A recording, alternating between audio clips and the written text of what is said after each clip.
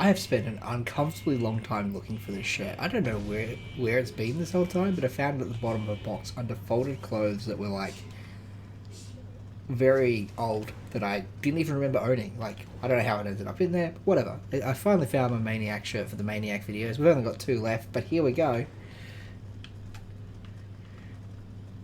Oh no, please turn. Alright, so far no good for our boy Roadrunner. It was a bit self-correcting, but it's very much self-correcting. Okay, so the back end's trying to overtake the front end here, so it's got truck syndrome. Um, and I think that's just purely coming down to the self-correction, but that makes it very hard to drive on a track like Pipeline. Uh-oh, uh-oh, uh-oh. Ah!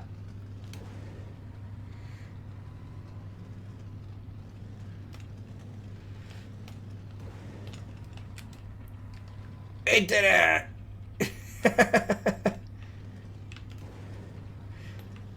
Not bad for a Maniac. It's good that I was able to brute force my way through that. Jesus Christ. Yeah, so one issue I'm having with this is that if I'm not on the flat ground, which is harder to keep track of in the Pipeline, it does start trying to overtake the front end.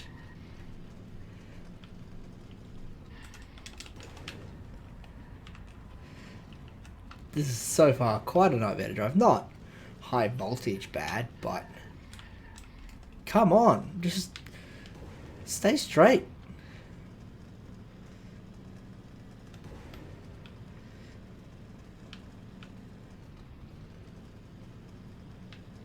Stop it!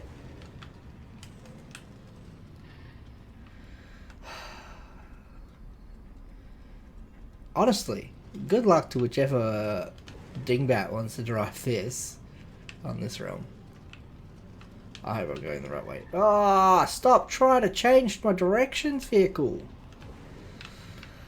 So far, the review for Roadrunner is going about as well as you would expect.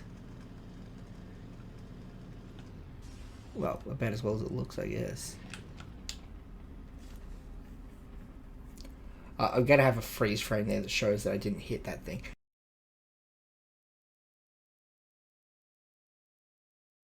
Regardless, this car is worthless in this realm. Alright, let's see if I haven't jumped the gun. But yeah, as you can see, I didn't hit that, but whatever. Alright, Tara cars in the Tara realm as much as we can. Alright, it's got a little bit of bounce to it, but it's not as bad as them Tekka cars were.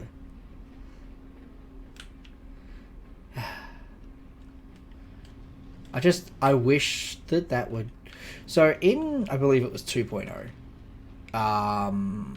that disappeared. It didn't open, and the way that it opens is bad. I'm sure I've explained it in these videos, these car review videos, but the way it opens is bad. It needs to go back to exactly how it was, where it just vanished. Because the way it is as it opens, it throws the car. And I'm not a fan of that. Hello? So it started to go into a drift. The moment I left the drift, it just kind of froze up on me. Now we're going to wait 3 weeks for it to finish rolling.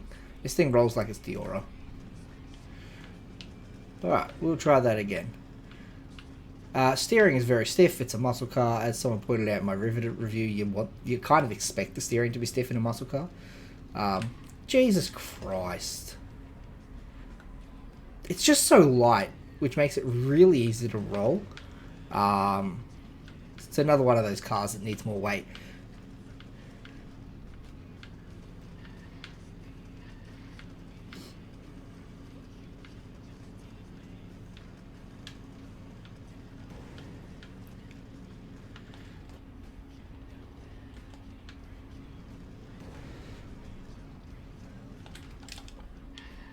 But I knew that was just not going to land flat. Jesus Christ. This vehicle so far kind of sucks. Does it behave the way I think that a Roadrunner should behave? Yeah, probably. But that doesn't really do justice in a game. This is one of the more popular cars in the Accelerators franchise, and it's not even named in the movies purely because of copyright reasons. They had to change it just enough to avoid copyright, because they probably didn't actually get the rights to use the Roadrunner.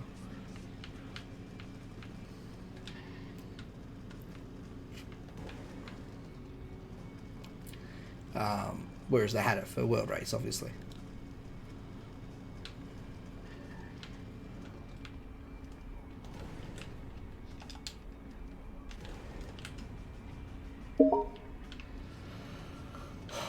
I don't know what's just beeped at me. It's not one of my things, which is weird because I've closed everything else, but whatever.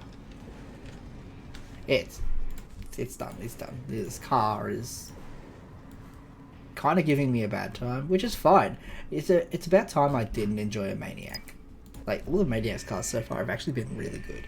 So it's about time there was one that I was a bit iffy on. It's a shame, but whatever.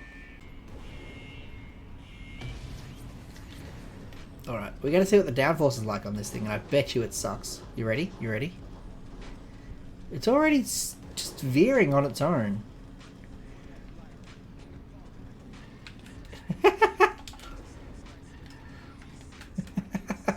Alright, I'll come back to the loop after. I didn't mean to cut that. That was just because I had no control of the vehicle. And that was the first instance to get control of the vehicle. So we'll come back and do the loop after. I just want to see how it goes around the track. Obviously, resetting is not ideal.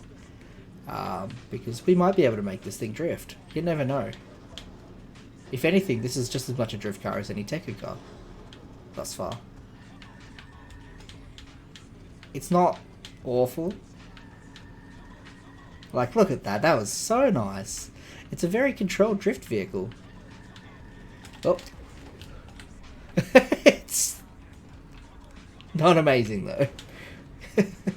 That one, it just kind of oversteered there, and then it started to tip, which is weird. But I suppose a Riveter can do it. Why not? Let's just make all the Taro cars tip if they corner too hard.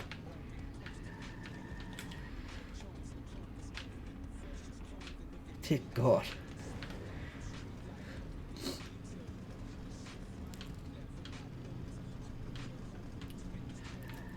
As far as a grip car goes, it really sucks.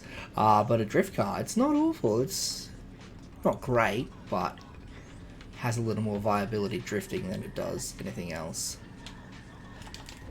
Except for the fact that it will just oversteer. Unfortunately, it does have the issue where the back end will try to overtake the front end when it's got any speed going to it. And if you start drifting it on a long corner, that happens. The back end will start trying to overtake the front end, and you'll turn yourself into an oversteer, even if you are counter-steering it.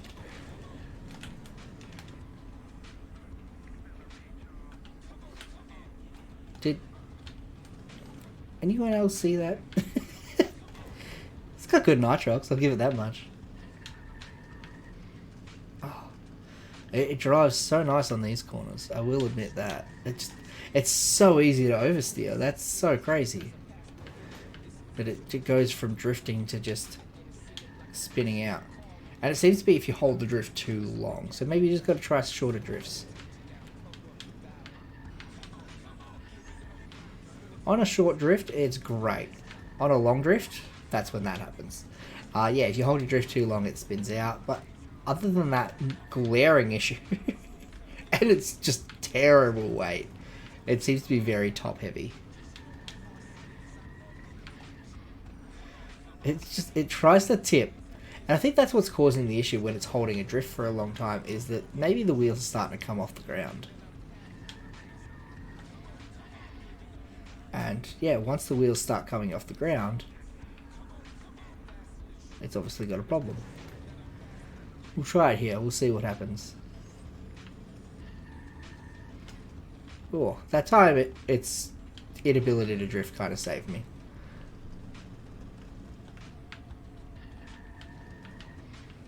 That one was fine. That was probably the peak length of drift that this car can do. Yeah, so the back wheel lifts off the ground and the whole car just starts to turn sharply. And it seriously just comes down to the fact that this thing has no weight to it. This would be a beautiful drift car if it had some weight. unfortunately, you've got to manage your back tire. You've got to manage the opposite side of the car. So if your back tire lifts off the track, then obviously it will start to oversteer. It's lost traction, and yeah, it's no longer got that wheel pushing it. And you see that, like, one side lifts up, and then the whole car goes. As an example, so you have the back end here, and it'll drift fine, but then because this side, I think it's this, yeah, this side will start lifting up off the ground, and suddenly you now only got 3 wheels, and it'll just drive on the 3 wheels, not the 4. The 4th wheel does actually really help with the drift, which is a shame. Like, but that's straight up, that's what the issue is. That's why the car is oversteering, and that is why the car is tipping. Oh, that's not why the car is tipping, that's weight. But I kept that wheel on, and that almost worked for me. I thought I was in reverse. Alright, I did promise we'd do the loop. I can promise you it's going to suck, but we will do the loop. I normally don't do the loop at the end of the video, but we have to here. We've got to slow it right down here, just so we don't lose control. Alright, this is going to suck. I can just tell. Yeah, see, the back end's already just going out. And I couldn't deal with it. Let's try that without me clenching. I need to turn off the auto unbind camera or whatever the hell that is. It's really good for doing cuts. It's really bad for any other situation.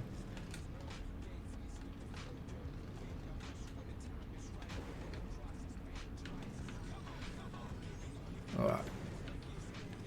Put some speed into it. Jesus Christ. Yeah, it just... I start losing control of the car way too easy. I love the detail on the bottom of this thing.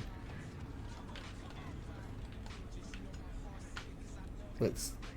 Oh, it just looks so nice. It's got like the Hot Wheels logo and everything down there. The underside looks great. It's a shame I don't have jump jets to have a proper look. The interior looks phenomenal. Steering wheel, hello? I could have sworn there used to be a steering... it looks like the camera has been moved forward. It does have a steering wheel. It's just inside me right now. The camera's been moved forward in the resizing update, which is a shame. Which may have affected the center of gravity and everything. So, its cornering sucks. Okay, going around a corner is really slow. Its speed felt pretty average. It didn't feel exceptional. It didn't feel too slow. It's fine for speed. Its real issue is the corners. And the self-correcting. So the back end tries to overtake the front end whenever it's got any sort of incline. So be it like this, or like this, or anything. At any point, if the car is not flat, the back end will start trying to overtake the front end. And that's not ideal. You don't want that. Why does that happen? I don't know. But the moment there's an incline, the back end takes control of the car and drags it. The car is very light, so any sort of bump will make it roll and roll and roll and roll, and it won't stop rolling until it hits something realistically, or you nitrox your way out of it. And because it's so light, when you are drifting in it, which it drifts wonderfully, it is a wonderful drift car, up until the very moment that the back wheel lifts off the ground, and suddenly you've got a 3-wheel car in the middle of a drift, which just causes it to turn very sharply. Unfortunately, you're not meant to drift those, what is it, the spider motorbikes that are like the 2 wheels at the front and 1 at the back, especially when one of those wheels at the back is like off center.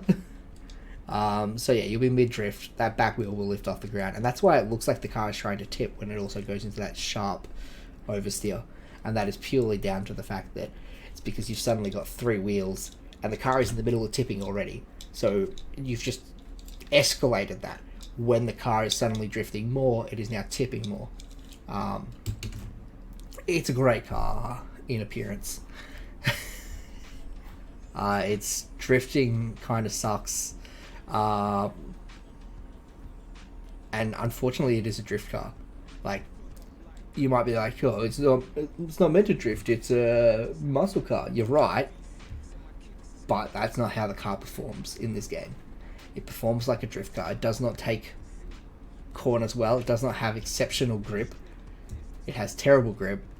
It has terrible steering until you throw it into a drift, in which case it has brilliant controlled steering. But again, that's got a butt on the end of it, which is, but when you drift for too long, the damn thing rolls, or it begins to roll, and gets enough air off, gets one tire off the ground, and that's the end of you. Short drifts, yeah, beautiful car. If you can keep those drifts under control, and there was one of those back there, I actually did kind of keep it under control. I sort of like kept the back wheel on the ground, or put the back wheel back on the ground, but as soon as I did, it just kind of threw me the opposite direction, because I suddenly had lost traction in one spot and then gained traction in that same spot again, and power in that same spot, and just kind of threw it. It happens. The car is possibly the worst of the Maniacs, just in this current state. It just needs more weight. It needs to be so much heavier, as does Tiora 2 and Baseline, maybe some others, but unfortunately it just feels very light.